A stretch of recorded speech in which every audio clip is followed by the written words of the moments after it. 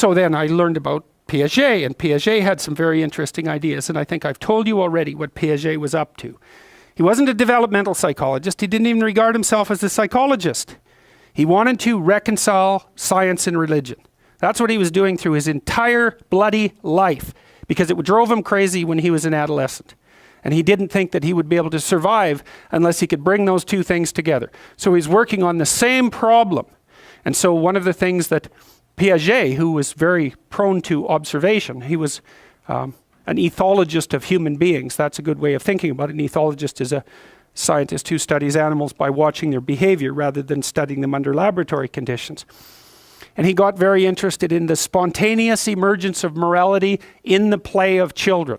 And it was so smart, that idea that, you know, when kids come together and unify themselves towards a particular goal, so in play, that a morality emerges out of that. And that morality, and I've mentioned this before, there's a morality in game 1, there's a morality in game 2, there's a morality in game 3. What's common across all those moralities is a meta-morality. And so the meta-morality emerges from the particular moralities that are embedded in particular cooperative situations. We could say cooperative and competitive situations. You can expand that out biologically to some degree to the idea of the dominance hierarchy, right? Every social animal, and even many animals who aren't social, are embedded in a dominance hierarchy. The dominance hierarchy has a structure. We couldn't call it a dominance hierarchy. Dominance hierarchy A, B, C, D, E, thousands of them across thousands of years. You extract out from all of them what's central to all of them. That's the pyramid of value. What question do you need answered about the pyramid of value? What's at the top? Because that's the ideal. That's the I at the top of the pyramid, or the golden Buddha in the lotus. It's the same thing. It's the same thing as the crucifix, paradoxically enough. And it has to do with something like the voluntary acceptance and therefore transcendence of suffering. It's something like that. These are not arbitrary ideas. They're deeply, that's my case anyways, they're deeply, deeply, deeply rooted in biology and culture.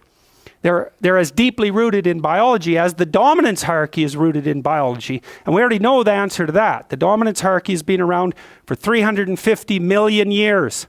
It's a long time. You don't get to just brush that off and say, well, morality is some sort of second order cognitive problem. It's like, no, it's not.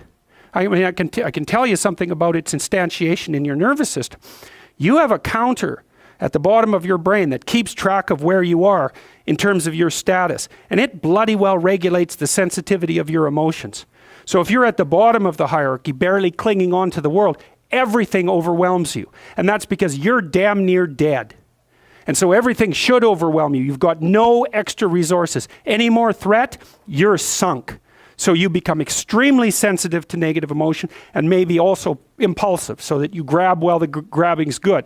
And if you're nearer the top in the dominance hierarchy and your counter tells you that, then your serotonin levels go up, you're less sensitive to negative emotion, you're less impulsive, you live longer, like everything works in your favor. Your immune system functions better, and you're oriented at least to some degree towards the medium and long-term future. And you can afford that because all hell isn't breaking loose around you all the time. And so then the question is there a way of being that increases the probability that you're going to move up dominance hierarchies? Well, that doesn't seem to be a particularly provocative proposition, unless you think that it's completely arbitrary and random, and that you can think that if you want, but I don't think there's any evidence for that whatsoever. I mean, we certainly have, even for sexual selection, we impose criteria. They're not random and arbitrary. So, okay, so back to Jung.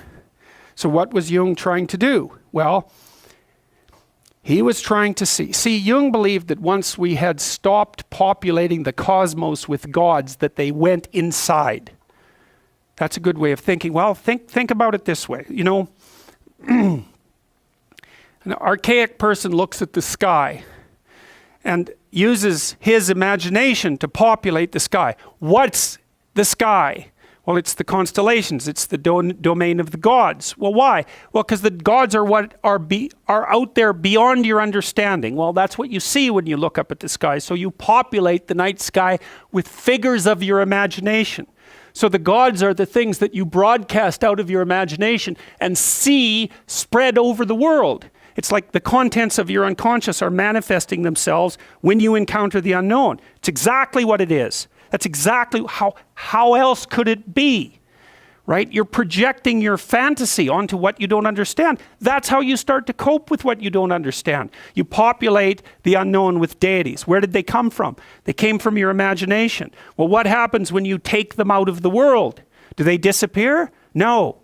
They just go back into your imagination. So that's where Jung dug down to find them. That's the same motif as rescuing your dead father or rescuing your father from the belly of the whale. It's the same idea, is that the corpses of the gods inhabit your imagination. So where do you go if you need to revivify them? You go into your imagination. And that's exactly what Jung did. And I mean, this is no secret. If you read Jung, he tells you that's what he did. He tells you that's why he did it. It's not an interpretation on my part. Well, so then the question is, what's down there? Is it just mess and catastrophe?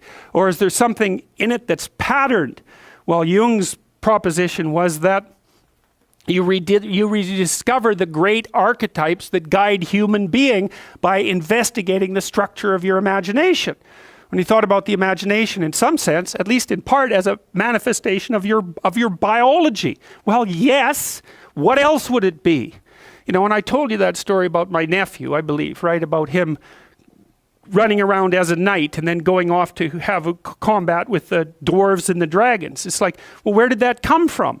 Well, partly it came from his culture, right? Because he was a knight, and so obviously that's a cultural construct. But the thing is that his imagination it's this structure that's looking for things to fill itself with. Just like your predisposition to language. You have a predisposition to language. What is that? We don't know. What does it do? It looks for things in the world to fill itself with, right? And if you first of all, when you start to learn how to speak, you babble every phoneme. Did you know that? If I was learning to speak an Asian language, there would be phonemes I couldn't pronounce and vice versa. An infant, all of them, they babble all the phonemes. And then as they start to learn the language, they lose the ability to say a bunch of them and only retain the ones that are relevant to that language. So a baby babbles all possible languages. That's a way of thinking about it. And then loses the ability. So that's you can see there. So you could say, well, you manifest the potential to be possessed by the set of all possible archetypes. It's built into your biology. And then as you're enculturated in your own culture, the set of archetypes that manifest themselves in that culture are the ones that you pull in for your own use. So my nephew's running around like a knight. Well, you know, if he would have been born in the middle of the Amazon, he would have been running around with a bow and, a poisoned arrow and a bow. It's the same thing. It's the same idea. It's just trapped out in different cultural dress. And his little imagination was trying to solve the problem. How do you deal with the unknown? Well, what's the unknown? It's these little devils that keep jumping up on you and biting you, and they come out without end.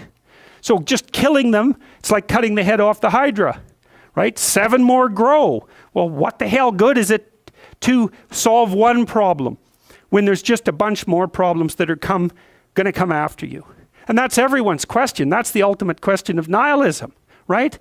Why bother solving a problem if all that's going to happen is that 20 more problems are going to come your way? Why not just give up and die? Well, right, it's a good question.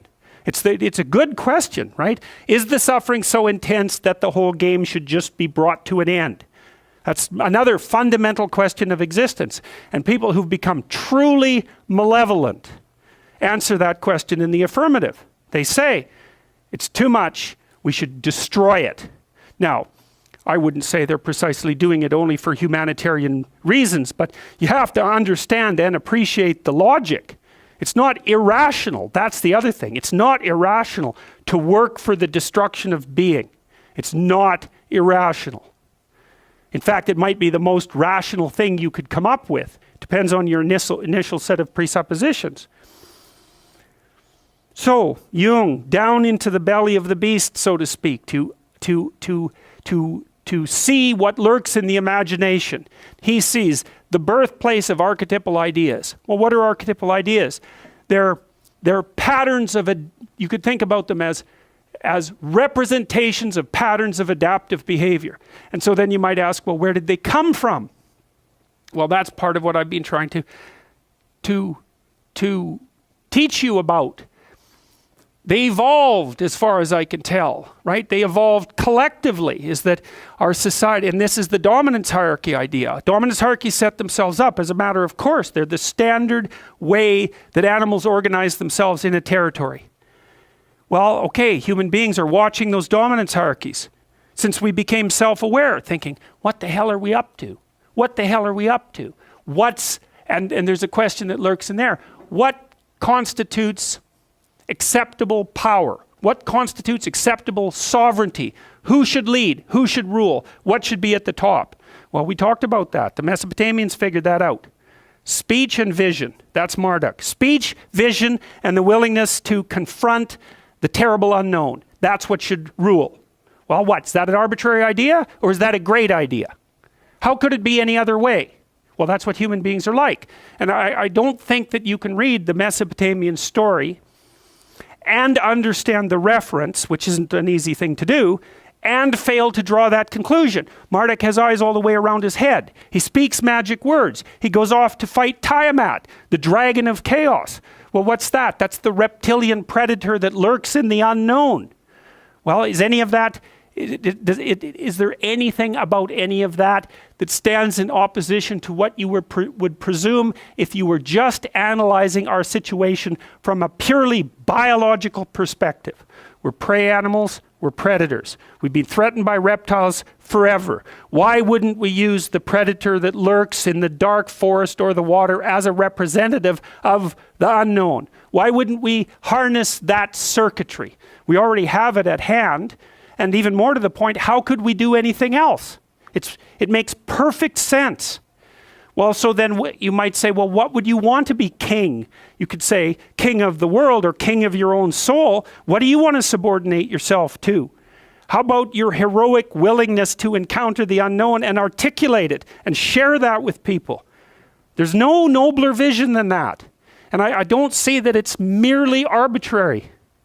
And it's not merely arbitrary too, because if you do that, to the degree that you do that, assuming your society isn't entirely corrupt, you will be successful. It will actually aid you practically. You'll rise up above men. You'll be selected by women. You'll be admirable. You'll be valued.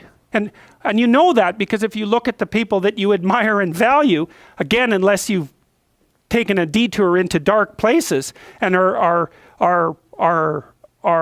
possessed with admiration for people who are working for malevolent purposes and for destruction, you just have to watch the people that you admire and try to figure out what's common across them and draw your own conclusions. And you can ask yourself too, when you're torturing yourself with your conscience because you're not doing what you should be and you know it, what is it that you're torturing yourself in relationship to? You have a vision of your own ideal, and you torment yourself if you're not matching it. What's the ideal? Well, you don't know, right? It's kind of incoherent and poorly articulated, but that doesn't mean it isn't trying to manifest itself and make itself known to you. It's really the purpose of religious education, is to make that ideal articulated.